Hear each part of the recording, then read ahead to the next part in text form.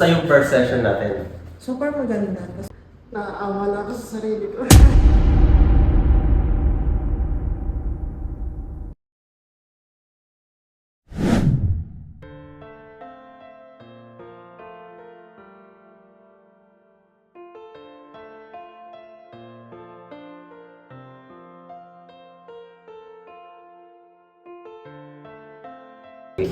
Kwento niyo ma'am kung kailan pa siya nangyari.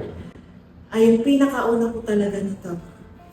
Between 2014 tsaka 2019. Nagtatrabaho ako. Nag-private duty nurse kasi ako. So yung mga pasyente ko, binubuhat namin. Kasi kung 2014 pa siya, almost 10 years. Matagal na. Napansin ko, pag umakyat ako ng bus, hirap ako. Pagbaba ko, hirap ako. Tapos to the point na nagpa-home service ako ng therapy. Tapos di na ako makabangon. 2020 pumunta ako ng orthopedic. Yung nangyari po sa akin, pag tumayo ako, hindi kaya ng lower body ko, yung upper body ko. May MRI po para sa mga plate. So meron kang straightening spine due to muscle spasm. L4, L5S1, napaglit ko na rin kanina, hindi ko pa lang nakita. Meron kang disc herniation. Okay, sa ngayon po ma'am, dahil po nung dapa mo kanina. Naawa na ako sa sarili ko.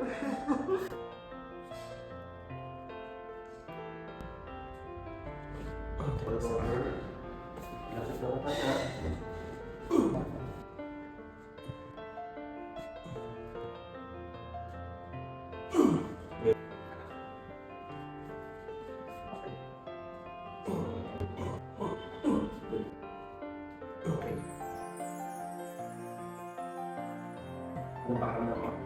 Okay, kung parang... Sige, lakad ko na.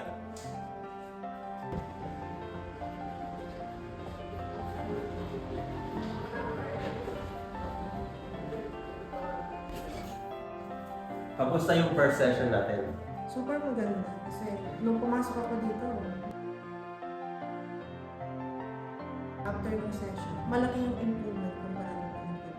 Okay po, thank you po ma'am. Congratulations. Master, thank you.